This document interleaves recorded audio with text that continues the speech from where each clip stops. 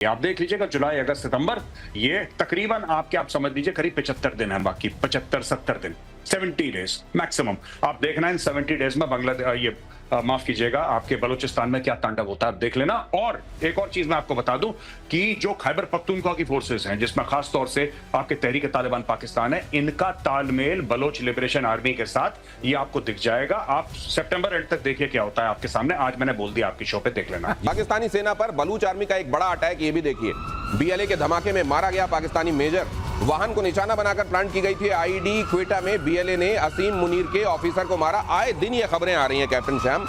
कितनी और देर आप देख रहे हैं कि बलूचिस्तान वाकई अपनी आजादी का झंडा फहरा देगा और पाकिस्तान खड़े खड़े देखता रहेगा?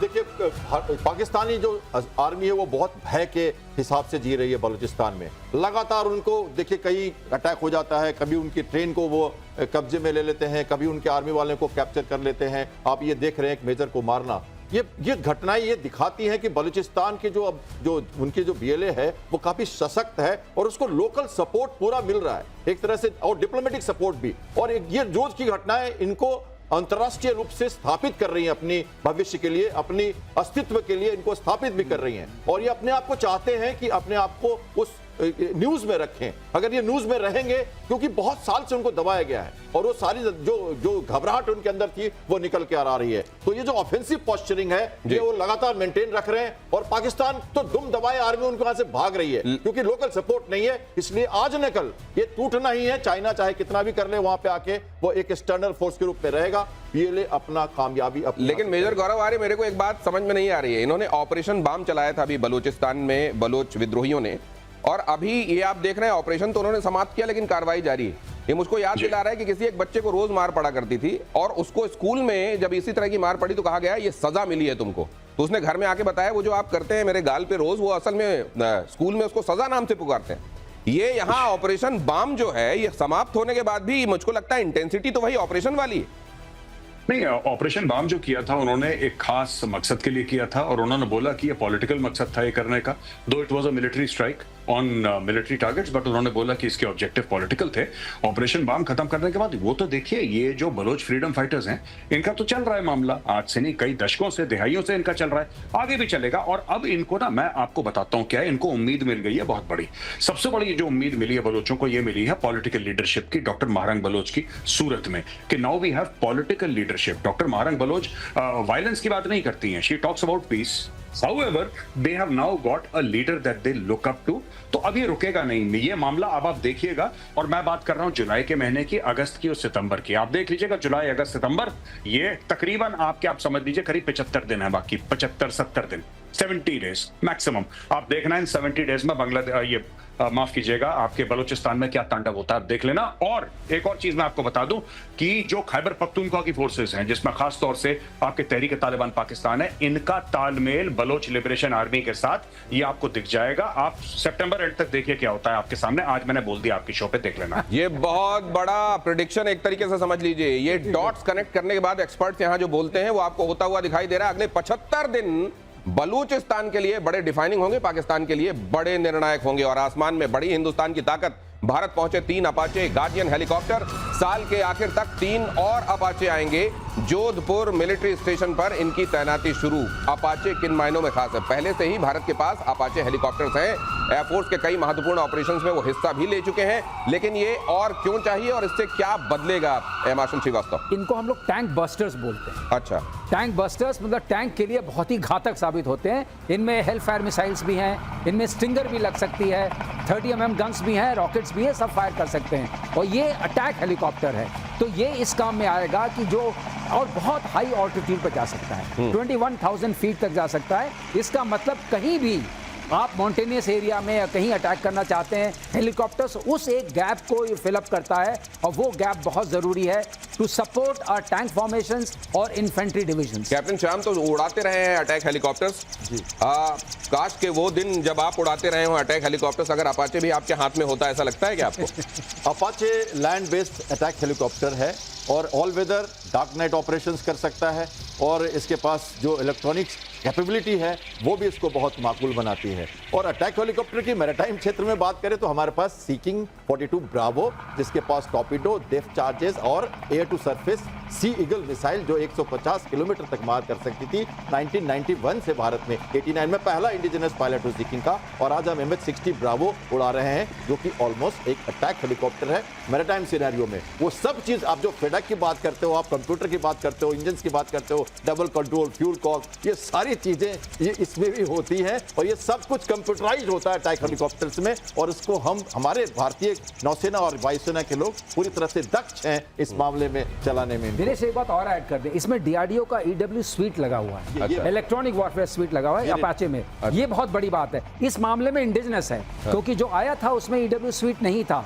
EW स्वीट का होने का मतलब ये होता है कि आजकल आपने इलेक्ट्रॉनिक वॉरफेयर सारी जनता समझ गई है, पूरे जो हमारे दर्शक है सब जानते हैं, वो आपको सेव करता है, और रडार सिग्नेचर भी इसका कम है। इलेक्ट्रॉनिक वॉरफेयर के लिए जो सूट चाहिए वो भारत ने अपना दिया। जैसे नई दुल्हन कहीं से आती है ना, तो वहां पर घर में आने के बाद कुछ चीजें ससुराल वालों की तरफ से दी जाती है। यहाँ पर ये EW, ये DRDO ने दिया है। और ईरान की सबसे बड़ी ऑयल रिफाइनरी में आग लगी, खबर देखिए, हादसे में एक शख्स की मौत और कई घायल। दक्षिण पश्चिम में स्थित आबादान रिफाइनरी में आग लगी, और आग लगने को लेकर तमाम तरह की चर्चाएं हैं। ये सैबोटाज है, एक्सीडेंट है, क्या है? ईरान में 3 दिनों समझ में नहीं आता ये जो हुआ है इसको हादसा माने या कहीं मोसाद का हाथ है। मेजर गौरव आर्य, नहीं देखिए, अभी कुछ दिन पहले, 2 दिन पहले तो हम डिस्कस कर रहे थे कि तेहरान में धमाका हो गया, तेहरान के बाहर। उसके पहले हमने डिस्कस करा था ये हो रहा है, पता नहीं क्या हो रहा है, ये इतने एक्सीडेंट तो नहीं हो सकते। This is certainly not an accident. तो मुझे तो नहीं लगता, या तो किसी ने डिलिबरेट करा है, मैं ये नहीं कहूंगा मोसाद ने करा है, लेकिन कोई ना कोई तो है जो कर रहा है, और लगातार कर रहा है, ईरान को अंदर से कमजोर कर रहा है। और ऐसा कभी ईरान के पास्ट में हुआ नहीं। ईरान में ऐसा हुआ है कि एक हादसा हुआ है, किसी को मार दिया, कुछ सैबोटाज कर दिया, फिर कुछ महीने के बाद। ऐसा नहीं है कि हफ्ते में 2-2 बार पिक्चर बदल रही है यहाँ पे। ये तो बड़ी अजीब सी बात है। This is not coincidence. मैं आप पूछ लीजिए जो आपके बाकी एक्सपर्ट्स हैं, दे विल टेल यू ये कोइंसिडेंस नहीं हो सकता। ऐसी बात नहीं है कि, मैं फिर रिपीट कर रहा हूं दिनेश, ऐसी बात नहीं है कि पहली बार ईरान में ऐसा हुआ है, लेकिन इतनी जल्दी ये हैट्रिक टाइप के गिर रहे हैं wicket, this is very surprising. ये बड़ा सरप्राइजिंग है, खासतौर से ईरान में। अगर आप किसी का रीजन डेट्रे पूछें, उसका मूल जिससे जीवन चल रहा हो वो पूछें, तो तेल ही है ईरान को जो चलाता है।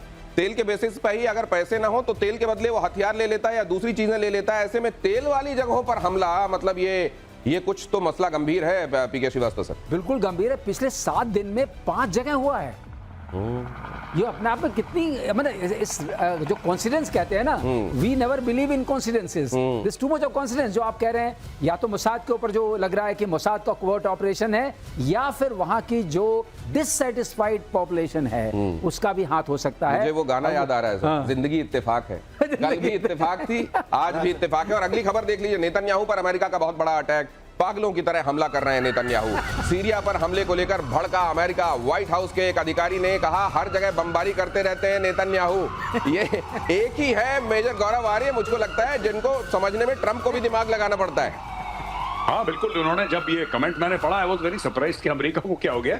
लेकिन देखिए, एक बार जब जो बाइडेन ने वेपन्स मना करे थे ना 7 अक्टूबर के बाद, उन्होंने बोला था कि हम 2000 या 3000 पाउंड के बॉम्ब्स नहीं देंगे और हम वेपन सप्लाई कट ऑफ कर रहे हैं इजराइल को। तब नेतन्याहू का एक बयान आया था, कहता है कि if we have to fight, we will fight with our finger nails. जो उंगली के नाखून है, हम अपने नाखूनों से लड़ेंगे अगर हमारे पास हथियार नहीं हुए, लेकिन हम लड़ेंगे जरूर। तो ये बात मैंने समझ ली है कि इनको ये टैरिफ, सैंक्शन, इन सब के बाद ये आत्मा से परमात्मा का मिलन हो चुका है। इजराइल इस लेवल पे सोचता ही नहीं भाई। इजराइल जिस लेवल पे सोच रहा है वो ट्रंप के भी परे, और ट्रंप कंफ्यूज्ड है नेतन्याहू को देख के कि इसका कुछ नहीं पता। मुझे तो ऐसा लगता है कि मेरा छोटा बच्चा है ये, और ये मेरा छोटा बच्चा मुझे पछाड़ी करके चाहिए। अच्छा, पूछता भी नहीं अटैक करने से पहले, ये कहता है मीडिया से तो पता लग ही जाएगा, तुम इतने तेज हो सोशल मीडिया में, somebody will tell you, चलो अभी अटैक करते हैं। इसने नहीं बताया, that is why they were surprised. जो इसका सीरिया में अटैक हुआ है, apparently he did not tell the Americans, he did not share with the Americans। ये तो ट्रंप मान चुके हैं। ये हाल के दिनों में जब ऑपरेशन राइजिंग लाइन शुरू किया गया, ट्रंप तो ये कह चुके हैं कि मुझे तो नहीं पता था कि ये शुरू होने वाला है। देखिए, इसमें 2 बात हो सकती है, कहना भी नहीं कहना भी, और ट्रंप का ट्रम्पेट आप जानते हैं। हाँ। तो इसको इस तरह से भी हम देखना चाहिए हमें कभी कभी, कि कहते तो हैं शुरू में ऊपर से कि आपने मुझे बताया नहीं, कुछ किया नहीं, और आपने दूसरी बात कही कि जिसकी दुखती रग है वही जाने। तो दोनों बातें, तो ये इजराइल की जब दुखती है तो वो मारता है, लेकिन कभी कभी ऐसा भी है कि ट्रंप उसको संभालते हैं। और एक बात मैं और कहना चाहूंगा आपको, रशिया और यूक्रेन की बात आपने की, रायता फैलाने की बात, मेरा कंसर्न ओपिनियन एंड डिलिबरेटेड ये एक्शन है जब से शुरू हुई लड़ाई, कि कोई भी नहीं चाहता कि लड़ाई बाहर जाए। रशिया अपनी गोल के साथ लड़ता रहा, लड़ा 3 साल से, अभी भी वो नाटो को नहीं लड़ेगा। और इसी तरह से इजराइल ने ये जो आपने देखा ना पेट्रोलियम पे अटैक, कोई भी ऐसे पेट्रोलियम फैक्ट्री पे अटैक नहीं हो रही है जो बाहर सप्लाई करती हो, कि आप पेट्रोल बाहर जाता हो जहां से, वर्ल्ड को अफेक्ट नहीं करना चाहता। लेकिन सवाल ये है ना पहले सर, भी नहीं किया था। नहीं, आप ज्यादा कंट्रोल तब कर सकते हैं जब सीमित समय के लिए कोई एक्शन हो रहा हो, तब तक आप कंट्रोल कर सकते हैं। अगर ऐसे 3-3 साल चलने वाले इस तरीके के युद्ध हो जाएंगे तो कितने बार आप कंट्रोल कर पाएंगे? और फिर ऐसे में कहीं पर ये परमाणु तक बात चली जाए या विश्व युद्ध तक चली जाए तो कैसे रोक? अगली खबर बता दूं सर, टाइम कम है। परमाणु वार्ता करने के लिए राजी हुआ ईरान। ब्रिटेन, फ्रांस और जर्मनी की धमकी के बाद राजी। इस्तांबुल में परमाणु वार्ता करेंगे चारों देश। अंतरराष्ट्रीय प्रतिबंध की धमकी के बाद वार्ता। कुछ वार्ताएं तो मुझको लगता है सर, आओ वार्ता करें, यूं ही होता है। वार्ता करेंगे, इसका मतलब यह है कि ईरान जो उसके अंदर उस तपिश को महसूस कर रहा है, जिस तरह से अंदर से और बाहर से प्रेशर पड़ रहा है, और यूरोपियन प्रेशर पड़ने से, अमेरिकन प्रेशर पड़ने से, इजरायली अटैक से, इंटरनल जो ये इस तरह से हो रहे हैं, कैप्टन शाम ने बहुत ठीक से बताया कि भाई वो चीज जो बाहर एक्सपोर्ट करती है उसको छोड़ करके बाकी जगह हो रहा है। लेकिन मुझे एक चीज लेकिन ये दर्शाने के लिए हो रहा है कि ये आप मत करिए, ईरान को घुटने पे लाने के लिए। मेजर गौरव आर्य, इस बार कतर नहीं है, टर्की है। जी बिल्कुल, यही मुस्लिम उम्मा में जो वजन शिफ्ट होता रहता है, आपका बहुत सटीक ऑब्जर्वेशन है कि इस बार कतर नहीं है, टर्की, और टर्की लीड कर रहा है। ये बात सही है आपकी। आई डोंट दिस थिंग, ये बहुत बढ़िया एनालिसिस है आपका। ओह, थैंक यू सो मच। आपकी तरफ से आ रहा है तो वाकई कॉम्प्लीमेंट मानूंगा। और आखिरकार घर वापसी को तैयार F-35B 5 हफ्ते से केरल में मरम्मत का इंतजार कर रहा था। 37 दिन बाद कल उड़ान भरेगा F-35B। तिरुवनंतपुरम हवाई अड्डे पर खड़ा था ब्रिटिश रॉयल नेवी का F-35B। वैसे जितना प्रचार होना था सर इसका, वहां खड़े खड़े वो हो लिया, हो गया है ना। अब इनका पूरा प्रचार और प्रसार हो चुका है। हाँ, प्रसार। ये कहते हैं रायता पूरा फैल गया है। अब F-35B की जब भी नाम किसी को सुनाई पड़ेगा तो पहले होता था कि F-35B आ गया, F-35B आ गया। अब होगा अच्छा नहीं, केवल पूछा जाएगा हाउ अबाउट केरला।